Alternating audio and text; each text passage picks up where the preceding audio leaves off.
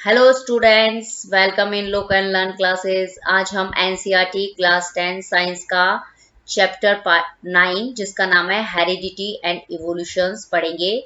और इस वीडियो के पार्ट 5 के अंदर हम जो टॉपिक करेंगे वो है acquired traits and inherited traits. मतलब जो ट्रेट्स होते हैं वो कितने तरह के होते हैं? दो तरह के होते हैं, एक तो एक्वायर्ड और इनहेरिटेड। ओके, अब हम इनके बारे में क्या करते हैं, डिटेल से पढ़ते हैं। ओके, सबसे पहले हम देखते हैं एक्वायर्ड ट्रेट्स क्या होते हैं।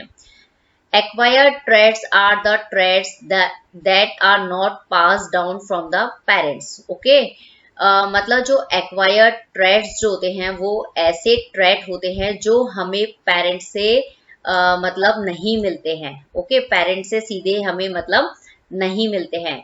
They are trait that have to be developed over your life. और ये ट्रेट जो होते हैं वो हमारी लाइफ के अंदर क्या होते हैं, के दौरान जो होते हैं, मतलब ये डेवलप्ड होते हैं। ओके, तो मतलब एक्वायर्ड ट्रेट का मतलब ये हो गया कि जिसको हम क्या करते हैं, अपनी लाइफ के अंदर क्या करते हैं, एक्वायर्ड करते हैं। जिसको हम अपनी लाइफ के अंदर क्या करते हैं, प्राप्त करते हैं। ओके, तो उसको बोलते हैं हम एक्वायर्ड ट्रेट। ओके, तो एक्वायर्ड ट्रेट का मतलब ये हो गया कि ये जो ट्रेट जो होंगे वो किसके ऊपर डिपेंड करेंगे, हमारे एनवायरमेंट के ऊपर डिपेंड करते हैं। ओके, हमारा एनवायरमेंट कैसा है उसके अकॉर्डिंग जो होते हैं वो हमारे अंदर जो होते हैं वो ये ट्रेट, एक्वायर्ड ट्रेट जो होते हैं वो डेवलप होते हैं। ये हमें डायरेक्ट पेरेंट्स से नहीं मिलते हैं। फॉर एग्जाम्पल, जैसे सचिन तेंदुलकर जो है वो वर्ल्ड का सबसे बेस्ट बैट्समैन है, लेकिन उनका जो बेटा है वो कंपैरेटिवली उनके मतलब इतना अच्छा मतलब प्लेयर नहीं है क्रिकेट का। तो कहने का मतलब है कि जो सचिन तेंदुलकर ने के अंदर जो क्रिकेट के जो रेस्पेक्ट में जो ट्रेट एक्वायर्ड किए हैं, वो उनका बेटा जो है, मतलब वो जो ट्रेट है वो उनके बेटे के अंदर जो है वो मतलब नहीं गए हैं। ओके, मतलब कहने का मतलब होता है कि इंडिविजुअली जो होते हैं ना, मतलब इंडिविजुअल जो होता है वो मतलब जो होगा वो क्या होगा, अपनी स्किल के थ्रू क्या करेगा, इन एक्वायर्ड ट्रेड्स को क्या करेगा, वो गेन करेगा। Clear? That is very important. Okay, अब इसके एग्जांपल्स और हम समझ लेते हैं। Examples of acquired traits can be temper, behaviour, attitude, musical taste, reading habits, writing habits, favourite sports और म्यूजिक चॉइस। एक्वायर्ड ट्रेड्स के बहुत सारे एग्जांपल्स हो सकते हैं, जैसे टेम्पर, गुस्सा, बिहेवियर मतलब हमारा नेचर, एटीट्यूड वही नेचर का एक टाइप है, म्यूजिकल टेस्ट म्यूजिक के रेस्पेक्ट में हमारा इंटरेस्ट कैसा है, हमारी रीडिंग और राइटिंग हैबिट्स कैसी है, फेवरेट स्पोर्ट्स कैसे हैं, मतलब कौन सा है, म्यूजिक चॉइस कौन सा है। मतलब कहने का मतलब ये है कि जैसे हमारे पेरेंट्स का, फॉर एग्जांपल, पेरेंट्स को अच्छा लगता है, मतलब मेरे फादर को लगता है क्रिकेट, लेकिन जो उनका सन जो है उसको लगता है फुटबॉल। तो मतलब ये कहने का मतलब है कि ये ट्रेड्स जो होते हैं वो पेरेंट्स से चाइल्ड के अंदर ट्रांसफर नहीं होते हैं। इसी तरीके से जो बच्चे होते हैं आजकल उनको मॉडर्न सॉन्ग अच्छे लगते हैं, जो पेरेंट्स होते हैं उनको ओल्ड सॉन्ग अच्छे लगते हैं। तो दोनों के अंदर डिफरेंस है। मतलब ओके, तो ये कहने का मतलब सीधा सीधा इतना ही है कि मतलब ये जो एक्वायर्ड ट्रेड्स जो होंगे वो पेरेंट्स से सीधे मतलब पेरेंट्स से ऑफ स्प्रिंग के अंदर ट्रांसफर नहीं होते हैं। That is clear. ओके, अब हम इनको एग्जाम मतलब समझ लेते हैं इस एग्जाम्पल से। मतलब ये जो एक बच्चा है जिसको क्या है, मतलब रीडिंग करने की हैबिट है। ओके, तो किसी बच्चे को रीडिंग करने की हैबिट होती है, किसी को पेंटिंग का शौक होता है, किसी को डांस का शौक होता है, तो उसकी हैबिट है मतलब रीडिंग करने की। ओके, तो ये उसका मतलब इसने क्या किया है, मतलब इसको इसको लाइफ में रीडिंग करना अच्छा लगता है। ओके, अब ये जो है मतलब ये दोनों है, इनका फ्रेंडशिप नेचर है। तो मतलब इनका नेचर मतलब ऐसा है कि मतलब इनका बिहेवियर जो है वो ये मतलब अच्छा है, मतलब कहने का मतलब, तो इनकी फ्रेंडशिप हो रही है। ओके, अब किसी का बिहेवियर लोनली रहने का होता है, किसी का मतलब मिक्सिंग नेचर होता है, तो ये जो करेक्ट मतलब ट्रेट होंगे ये सब एक्वायर्ड होते हैं। और जैसे अगर हमारे फैमिली में सब अकेले अकेले रहते हैं, तो ऐसा नहीं हो कि हम भी अकेले अकेले रहना पसंद करें, हमें दूसरों के साथ फ्रेंडशिप करनी अच्छी लगती है, तो वो मतलब हमें पेरेंट्स से नहीं मिलता है ये सब चीज। अभी जैसे अब ये बच्चे हैं, इनको किसका मतलब ये क्या कर रहे हैं, आपस में डांस कर रहे हैं, तो मतलब मेरे पेरेंट्स को डांस करना शौक नहीं, लेकिन मतलब इनके पेरेंट्स को डांस करना का शौक नहीं है, लेकिन इनको शौक है, तो मतलब ये किसके अंदर कंसीडर होंगे, एक्वायर्ड ट्रेट्स के अंदर कंसीडर होंगे। कुल मिला के एक्वायर्ड ट्रेट्स वो होते हैं जो पेरेंट्स से ऑफ स्प्रिंग के अंदर ट्रांसफर नहीं होते हैं, और इनको हम एनवायरमेंट के जैसा एनवायरमेंट होगा, जैसी हमारी स्किल होगी, उसके अकॉर्डिंग ये हमारी बॉडी के अंदर क्या होते हैं, डेवलप्ड होते हैं। Okay, clear, that is very important. अब हम देखते हैं दूसरा जो ट्रेट का टाइप है वो इनहेरिटेड ट्रेट। इनहेरिटेड ट्रेट के नाम से ही आपको पता चल जाएगा कि मतलब ये क्या हो रहे हैं, इनहेरिट हो रहे हैं। मतलब ये जो ट्रेट होंगे वो पेरेंट्स से क्या होते हैं, ऑफ स्प्रिंग के अंदर क्या होते हैं, ट्रांसफर होते हैं। ओके, इसीलिए इसको क्या बोलते हैं, इनहेरिटेड ट्रेट्स कहते हैं।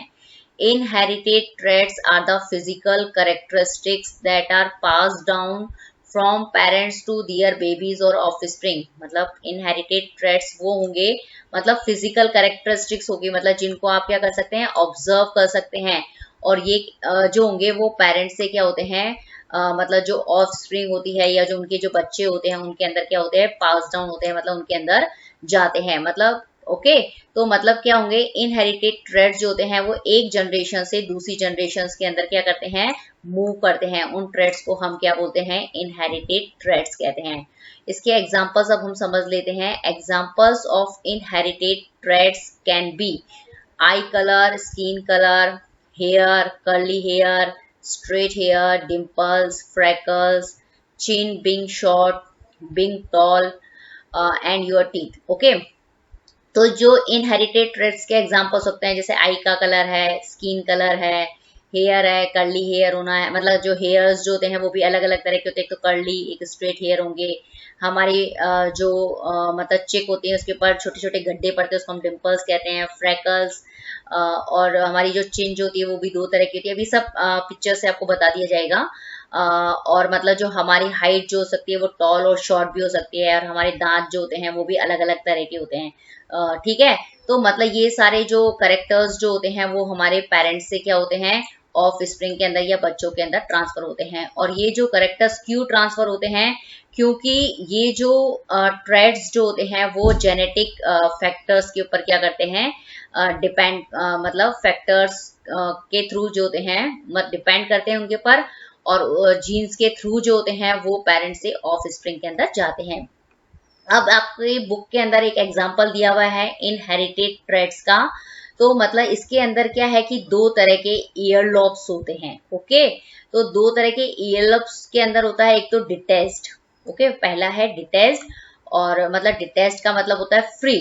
ओके, फ्री में आप ये देख रहे होंगे कि ये जो कान का ये जो वाला हिस्सा है ना, वो मतलब क्या है कि ये फेस से अटैच नहीं है, तो इसको आप बोलेंगे फ्री। और दूसरा जो बताया है अटैच्ड ईयर लॉब्स में क्या होगा कि ये जो कान का ये जो नीचे वाला हिस्सा जो होता है ना, वो पूरा जो है वो फेस की स्किन के साथ में क्या है, यहाँ पे अटैच्ड है, तो आप इसको बोलेंगे अटैच्ड ईयर लॉब्स। अब इसको हम इनहेरिटेड ट्रेट्स के अंदर कैसे कंसीडर करते हैं, तो इसमें हम ऐसे समझते हैं कि जैसे ये जिसका मतलब जो ईयर लोब फ्री है, तो उसके पेरेंट्स का जो ईयर लोब जो होगा वो भी क्या होगा, फ्री होगा। तो मतलब ये जो करेक्टर्स जो हुआ है ना, फ्री ईयर लोब वाला जो करेक्टर्स है वो पेरेंट्स से क्या हुआ है, ऑफ स्प्रिंग के अंदर ट्रांसफर हुआ है।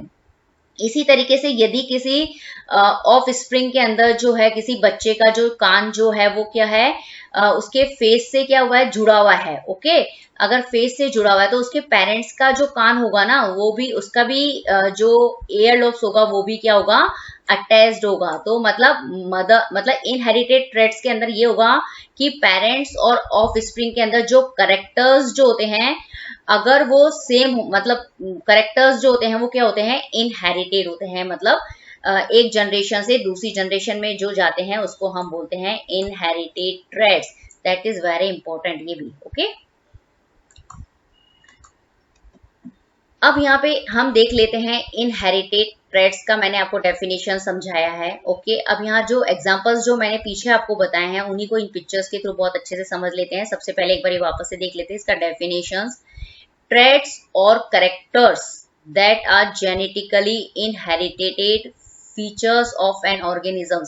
मतलब ऐसे ट्रेट या करेक्टर्स जो क्या होते हैं, मतलब क्या होते हैं, जेनेटिकली क्या हो जाते हैं, इनहेरिटेड हो जाते हैं किसी भी ऑर्गेनिजम्स के अंदर।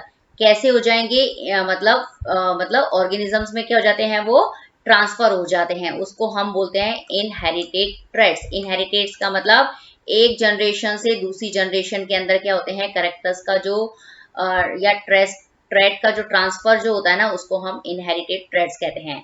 अब यहाँ पे एक बात है कि ये कैरेक्टर और ट्रेट जो है, फिर आपको थोड़ा कंफ्यूज करेंगे। कैरेक्टर्स का मतलब हो गया है कलर। सपोज आपने ले लिया है कलर, तो कलर में मतलब हो सकता है ब्राउन और लाइट हेयर, मतलब dark brown hair, light brown hair. तो डार्क ब्राउन और लाइट ब्राउन जो है वो उसके क्या होंगे, ट्रेट होंगे। और करेक्टर मतलब कलर, और कलर में कितने तरह के हैं, वो उसका ट्रेट। क्लियर। अब हम यहाँ पे इनहेरिटेड ट्रेट के जो एग्जांपल्स अभी हमने बताए थे उसको सीख लेते हैं, देख लेते हैं। अब ये होता है कि जो बाल जो होते हैं वो कैसे हो सकते हैं, ब्राउन हेयर और लाइट हेयर हो सकते हैं। ठीक है, यदि किसी पेरेंट्स के बाल जो हैं कैसे हैं, ब्राउन है, तो उसका जो ऑफ स्प्रिंग बनेगा उसके भी हेयर्स क्या होते हैं, जनरली ब्राउन ही होते हैं। इसी तरीके से ये जितने भी कैरेक्टर्स जो बताए हैं वो क्या होंगे, पेरेंट्स से उसके ऑफ स्प्रिंग के अंदर क्या होते हैं, ट्रांसफर होते हैं। ओके, ये लाइट हेयर के अंदर इनका कलर जो है वो मतलब कैसा है, लाइट ब्राउन कलर का है। ओके, अब हेयर में भी कैसे हो सकते हैं, कर्ली हेयर हो सकते हैं किसी बच्चे के, और या फिर स्ट्रेट हो सकते हैं। तो उसके जो मदर और फादर होंगे उसके भी हेयर्स जो सॉरी जो उनकी पेरेंट्स जो होंगे उसमें से जो हेयर का जो शेप होगा, मतलब ये होगा वो क्या होगा, कर्ली और स्ट्रेट होगा। ओके, इसी तरीके से कर्ल और टंग जो होती है वो कितने तरह की होती है, कर्ल टंग और नॉट कर्ल टंग। मतलब उसके पेरेंट्स का जो टंग होगा या तो इस तरीके का होगा या फिर इस तरीके का होगा। कर्ल का मतलब मुड़ी भी इस तरीके से, और एक हमारी जो टंग होती है थोड़ी सी मुड़ी भी रहती है उसका आगे का हिस्सा, तो उसको हम कर्ल बोलते हैं। और यदि फ्लैट होता है तो उसको हम नॉट कर्ल बोलते हैं, मतलब फ्लैट बोलते हैं।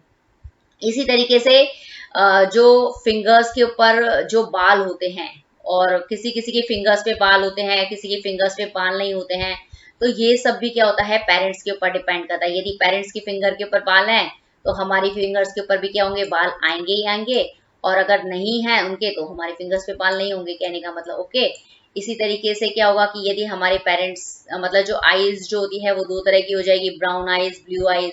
तो यदि पेरेंट्स की आईज जो होगी ब्राउन है तो उस ब्राउन होगी तो ब्राउन हो जाएगी, और ब्लू होगी उनकी आईज तो हमारी जो आईज जो होगी वो कैसी होगी, ब्लू होगी। क्लियर। अब ये है कि जो फिंगर्स जो होते हैं उसमें जो लिटिल फिंगर का मतलब होता है ये जो सबसे छोटी फिंगर होती है ना, इसको हम लिटिल फिंगर बोलते हैं। इसमें से कुछ कुछ की क्या होती है, ये मुड़ी भी रहती है थोड़ी सी, तो हम इसको बोलेंगे बैंड लिटिल फिंगर। और अगर सीधी है तो उसको हम बोलेंगे स्ट्रेट लिटिल फिंगर। ओके, तो मतलब पेरेंट्स के ऊपर ये डिपेंड करता है कि उनकी फिंगर्स कैसी है। अगर पेरेंट्स की बैंड हुई भी है लिटिल फिंगर तो हमारी भी क्या हो जाएगी, बैंड हो जाएगी, और अगर उनकी स्ट्रेट है तो हमारी भी क्या हो जाएगी, स्ट्रेट हो जाएगी। क्लियर। अब विडो स्पीक क्या होता है, विडो स्पीक के अंदर क्या होता है कि यदि हमारे जो बाल होते हैं ना, अगर ये ऐसे वी शेप में होते हैं आगे, ओके, ये आगे आपको दिख रहे होंगे ये वी शेप। ओके, ये वी शेप, अगर इस तरीके के बालों का स्टाइल ऐसा होता है तो हम विडो स्पीक बोलते हैं। अगर हमारे बाल जो होते हैं अगर वी शेप में नहीं होते हैं, एकदम फोरहेड के ऊपर सिंपल होते हैं, तो उसको हम बोलते हैं नो पीक। ओके, पीक का मतलब हो गया यहाँ पे वी शेप। ओके, तो अगर हमारे पेरेंट्स के बाल का शेप जो है वो अगर विडो पीक की शेप में है तो हमारे भी ऐसे होंगे, उनके मतलब ऑफ स्प्रिंग के अंदर अगर ऐसा नहीं होगा, उनके बाल एकदम नॉर्मल है, मतलब फोरहेड पे वी शेप नहीं है, तो पेरेंट्स जो उनका ऑफ स्प्रिंग बनेगा उसमें भी क्या होगा, नॉर्मल होगा। कहने का मतलब ये है कि ये जो सारे करेक्टर्स जो होते हैं वो पेरेंट से ऑफ स्प्रिंग के अंदर क्या होते हैं, ट्रांसफर होते हैं, इसीलिए इनको हम बोलते हैं इनहेरिटेड ट्रेट्स।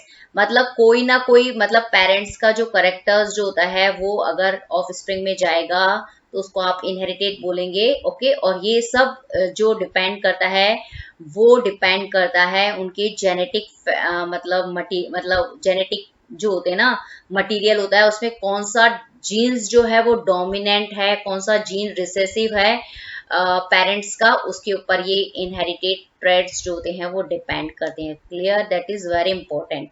तो आपको एग्जाम में कैसे क्वेश्चंस पूछा जाएगा कि मतलब व्हाट इज एक्वायर्ड और inherited traits with suitable two examples. Okay, आपको एक क्वेश्चन इस तरीके से पूछा जाता है। ओके अभी हमने पढ़ा कि जो इनहेरिटेड ट्रेड्स जो होते हैं वो क्या होते हैं, वो पेरेंट से ऑफस्प्रिंग में जाते हैं। अब पेरेंट से ऑफस्प्रिंग में कैसे जाते हैं, तो वो जाते हैं जीन्स के थ्रू। ओके, किसके थ्रू जाते हैं, जीन्स के थ्रू जाते हैं। क्लियर। तो जो जीन्स जो होते हैं वो दो तरह के होते हैं, एक तो होते हैं डोमिनेंट जीन और एक होते हैं रिसेसिव जीन। ओके, यदि ऑफस्प्रिंग के अंदर ये करेक्टर्स वाले, ओके, ये जितने भी यहाँ पे आपको करेक्टर्स दिए हुए हैं ना, इनके यदि डोमिनेंट जीन्स वहां पे हैं, तो वो जो ऑफ स्प्रिंग बनेगी उसमें ये करेक्टर्स जो होंगे वो रिप्रेजेंट होंगे। मतलब कहने का मतलब ये हो गया कि वो डोमिनेंट जीन्स जो है वो पेरेंट से कहाँ चले गए हैं, ऑफ स्प्रिंग के अंदर क्या हो गए हैं, ट्रांसफर हो गए हैं। अगर वो ट्रांसफर होते हैं तो हमें ऑफ स्प्रिंग कैसे मिलेगी, यदि हमें इसके अंदर कौन कौन से करेक्टर्स वाले आएंगे, जैसे क्लेफ्ट चिन है, तो मतलब उसकी चिन क्या होगी, थोड़ी सी जो नीचे का जो इसका हिस्सा होगा वो मुड़ा हुआ होगा। ओके, मतलब थोड़ा सा गैप होगा। विडोज भी उसके जो बालों की जो हेयर स्टाइल होगी वो कैसी होगी, वी शेप्ड होगी, जैसा ये ऐसा होता है ना, इसको हम बोलते हैं विडोज भी। डिम्पल्स का मतलब होता है उसके गालों पे क्या पड़ेंगे, गड्ढे पड़ेंगे। क्लियर। ब्लैक और ब्राउन हेयर, उसके बालों का कलर कैसा होगा, ब्राउन और ब्लैक होगा। फ्रैकल्स का मतलब उसकी जो नाक के यहाँ पे आसपास थोड़ा सा स्लाइटली रेड वाला पोर्शन होता है, उसको हम फ्रैकल्स कहते हैं। उसकी आईज जो होती है वो क्या होगी, ब्राउन होगी। और उसके जो ईयर लोब्स जो होंगे, ईयर लोब्स का मतलब मैंने आपको बता दिया कि जो कान के नीचे का हिस्सा जो होता है ना, वो होता है ईयर लोब्स। अगर वो फेस से अटैच नहीं है, फेस की स्किन से, तो उसको हम बोलते हैं फ्री ईयर लोब्स। तो मतलब ये सारे जो करेक्टर्स के डोमिनेंट जीन यदि ऑफ स्प्रिंग के अंदर ट्रांसफर होते हैं, तो ये सारे करेक्टर्स जो होंगे वो क्या होंगे, पेरेंट्स से ऑफ स्प्रिंग के अंदर ट्रांसफर हो जाते हैं। ओके, और वो अपना क्या करेंगे, जो एक्सप्रेशन है उसको शो करते हैं। लेकिन यदि कोई मतलब ऑफ स्प्रिंग के अंदर रिसेसिव जीन ट्रांसफर हो गए हैं, ओके, पेरेंट से रिसेसिव जीन जो है वो इनहेरिटेड हुए हैं, तो उसकी जो मतलब जो ऑफ स्प्रिंग बनेगी उसके अंदर ये सारे करेक्टर्स जो होंगे वो क्या होंगे, वो शो होंगे। ओके, यदि तो हम देख लेते हैं कि कैसा होगा कि अगर रिसेसिव जीन अगर शो अपना एक्सप्रेशन शो करते हैं, तो उसकी जो चिन होगी वो कैसी होगी, नीचे से एकदम राउंड होगी। नो विडो पिक मतलब उसका जो बालों का जो आगे का फोरहेड के ऊपर जो स्टाइल होता है ना, ये एकदम फ्लैट होगा। ओके, उसका जो फेस है उसके ऊपर कोई डिम्पल्स नहीं पड़ेंगे। ब्लॉन्ड ब्लॉन्ड हेयर मतलब उसके जो बालों का कलर जो होता है वो थोड़ा सा येलोइश जैसा होता है, उसको हम बोलते हैं ब्लॉन्ड कलर। नो फ्रैकल्स, नाक के आसपास का एरिया जो होगा उसके ऊपर कोई फ्रैकल्स नहीं होंगे। उसकी जो आईज जो होगी वो कैसी होगी, ब्लूज होती है। ओके, अटैच्ड ईयर लॉब्स का मतलब ये हो गया कि मतलब उसका जो कान का जो नीचे का जो हिस्सा होता है ना, वो फेस की स्किन के साथ में क्या होता है, ये अटैच्ड होता है। ओके, तो कहने का ये मतलब होता है कि यदि रिसेसिव जीन वाले करेक्टर्स यदि ऑफ स्प्रिंग के अंदर इनहेरिटेड होते हैं, तो हमें ऑफ स्प्रिंग जो होती है वो इस तरह की मतलब करेक्टर्स वाली देखने को मिलती है। ओके, तो कहने का मतलब ये हो गया कि मतलब जो करेक्टर्स जो होते हैं, इनहेरिटेड करेक्टर्स जो होते हैं वो किससे कंट्रोल होते हैं, डोमिनेंट और रिसेसिव जीन से जो होते हैं वो कंट्रोल होते हैं। क्लियर। और यदि डोमिनेंट जीन्स से मतलब क्या हो रहे हैं, इनहेरिटेड हो रहे हैं, मतलब डोमिनेंट जीन ऑफ स्प्रिंग के अंदर आ रही है, तो आपको ये सारे करेक्टर्स वाले जो होते हैं ऑफ स्प्रिंग जो होती है वो नॉर्मल देखने को मिलती है। और ये वाले करेक्टर्स क्या होते हैं, बहुत ही रिसेसिव होते हैं। मतलब इस तरह की जो ऑफ स्प्रिंग होती है वो आपको बहुत ही नॉर्मली जो होती है वो कम मात्रा के अंदर आपको देखने को मिलती है। क्लियर। अब हम देख लेते हैं difference between acquired and inherited traits. जो मतलब जो एक्वायर्ड और इनहेरिटेड ट्रेट्स के अंदर जो डिफरेंस है उसको हम टेबुलर फॉर्म में समझ लेते हैं। जो एक्वायर्ड ट्रेट्स जो होते हैं वो दीज आर सोमेटिक वेरिएशंस। मतलब ये सोमेटिक वेरिएशंस का मतलब होता है हमारी बॉडी के अंदर जो सेल्स होती है ना, दो तरह की सेल्स होती है, एक तो सोमेटिक सेल्स होती है और एक होती है जेनेटिक सेल्स। ओके, जो हमारी बॉडी के अंदर जब सोमेटिक सेल्स के अंदर जैसे जैसे चेंजेस आता है, तो वैसे वैसे हम क्या करते हैं, एक्वायर्ड ट्रेट्स को क्या करते हैं, हमारी बॉडी के अंदर क्या होते हैं, वो डेवलप होते जाते हैं। तो सोमेटिक सेल्स के अंदर कैसे वेरिएशन आएगा, सोमेटिक सेल्स के अंदर जब वेरिएशन आता है तो हमारी बॉडी के अंदर क्या होती है, ग्रोथ आती जाती है। तो ग्रोथ की वजह से जैसे हमारी बॉडी का स्टेमिना डेवलप होता है और स्टेमिना जैसे जैसे बॉडी का डेवलप होगा वैसे वैसे ट्रेट को एक्वायर करने की जो कैपेसिटी होगी ना वो भी बढ़ती जाएगी। क्लियर। जो इनहेरिटेड ट्रेड्स जो होते हैं वो दीज आर जेनेटिक वेरिएशंस, मतलब ये जो होते हैं वो जेनेटिक वेरिएशंस होते हैं। ये हमारी बॉडी के अंदर जो रिप्रोडक्टिव सेल्स जो होती है ना उसके अंदर चेंजेस होने की वजह से क्या होता है, मतलब उसके अंदर जब रिप्रोडक्टिव सेल्स जो होती है उसके अंदर जब चेंजेस होते हैं ना उसकी वजह से जब गैमेट का फॉर्मेशन होता है तो उस समय जो वेरिएशंस होते हैं उसकी वजह से जो ट्रेड्स जो होते हैं वो क्या होते हैं, ये उस समय मतलब एक पेरेंट से ऑफस्प्रिंग के अंदर जाते हैं। Clear. Acquired traits develop due to the effect of environmental factor. Acquired traits जो है वो क्या होते हैं, हमारे एनवायरमेंटल फैक्टर से डेवलप होते हैं। हमारे चारों तरफ का एनवायरमेंट कैसा है उसके ऊपर डिपेंड करते हैं एक्वायर्ड ट्रेड्स। फॉर एग्जांपल कि जैसे हमारे चारों तरफ क्या है कि पढ़ने का एटमॉस्फेयर है तो हमारे में भी क्या होगा कि वो पढ़ने के प्रति जो इंटरेस्ट होगा वो डेवलप्ड होगा, मतलब हमने पढ़ने का जो ट्रेड जो है मतलब जो क्वालिटी है वो क्या कर ली है, एक्वायर्ड कर ली है। ओके, तो इस तरीके से हम इसको समझ सकते हैं। एक्वायर्ड मतलब ये इसको हम डेवलप करते हैं हमारी बॉडी में। जो इनहेरिटेड ट्रेड्स है, जो इनहेरिटेड ट्रेड्स जो होते हैं वो हमारी बॉडी के अंदर जो जेनेटिक मटेरियल्स जो होता है, जो जेनेटिक मटेरियल्स है, जो म्यूटेशंस होते हैं उसकी मतलब उसकी वजह से क्या होता है, मतलब डेवलप होते हैं कौन से, इनहेरिटेड ट्रेड्स। जो इनहेरिटेड ट्रेड्स जो होते हैं वो हमारे जेनेटिक मटेरियल से क्या होते हैं, मतलब उस पे डिपेंड करते हैं। और ठीक है, उसके अंदर मतलब जब क्या होता है कि जब पेरेंट से ऑफस्प्रिंग बनता है तो जेनेटिक मटेरियल्स जो होता है वो किस में जाता है, ऑफस्प्रिंग के अंदर क्या होता है, ट्रांसफर होता है। तो उसकी वजह से क्या होता है कि जो मतलब पेरेंट्स के अंदर जो भी कैरेक्टर्स जो होते हैं वो क्या होते हैं, ऑफस्प्रिंग के अंदर क्या हो जाते हैं, इनहेरिट हो जाते हैं, चले जाते हैं। इनहेरिट का मतलब चले जाना, कहाँ चले जाना, एक जनरेशन से दूसरी जनरेशन में, मतलब पेरेंट से ऑफस्प्रिंग के अंदर। क्लियर। That is. अब थर्ड डिफरेंस देख लेते हैं हम। These traits develop throughout of the lifetime of an individual and the die with death of that individuals। मतलब ये जो ट्रेट्स जो होते हैं वो क्या होते हैं, हमारी पूरी लाइफ टाइम, मतलब ये जो ट्रेट होंगे वो किसी भी इंडिविजुअल के अंदर पूरी लाइफ के अंदर रहते हैं। ओके, लाइफ टाइम रहते हैं ये वाले एक्वायर्ड ट्रेट्स। और जैसे ही उसकी डेथ होती है, मतलब क्या होती है, तो ये मतलब जैसे ही वो डाई होता है ना, इंडिविजुअल मर जाता है, तो ये भी जो ट्रेट जो होते हैं वो भी क्या हो जाते हैं, वो खत्म हो जाते हैं। Okay, that is very important. Okay, मतलब कैसा है कि जैसे हम अच्छे बैट्समैन हैं, ओके, या हम अच्छे डांसर हैं, तो हम जैसे ही मतलब जब हमने सीखा तब तो हमारी लाइफ में था, लेकिन जैसे ही हम मरे तो ये क्वालिटी भी उसी टाइम ही क्या हो गई, खत्म हो गई। क्लियर।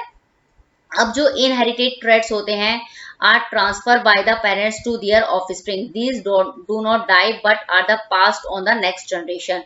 मतलब ये क्या है कि ये ट्रेट्स क्या हुए, पेरेंट्स से कहाँ आए, ऑफ स्प्रिंग के अंदर आए। कहाँ से आए, पेरेंट्स से ऑफ स्प्रिंग के अंदर। अगर पेरेंट्स डाई हो जाते हैं तो ऑफ स्प्रिंग में रहते हैं, फिर ऑफ स्प्रिंग से क्या बना, वापस से नई जनरेशन आई, तो वापस ये ऑफ स्प्रिंग से कहाँ चला गया, नेक्स्ट जनरेशन के अंदर चला गया। मतलब कुल मिला के ये जो करेक्टर्स जो होते हैं ना, ट्रेट्स, ये जो होते हैं वो डाई नहीं होते हैं। ओके, मरते नहीं है, बल्कि एक जनरेशन से दूसरी जनरेशन के अंदर मूव करते जाते हैं। That is very important point. Okay, अब इसके हम एग्जांपल्स देख लेते हैं एक्वायर्ड ट्रेट्स के। Learning of dance, music, muscular body of a wrestler. Okay, ये सारे जो है ना, सारे सोमेटिक, मतलब हमारी बॉडी से रिलेटेड है, बॉडी की ग्रोथ से रिलेटेड है ये।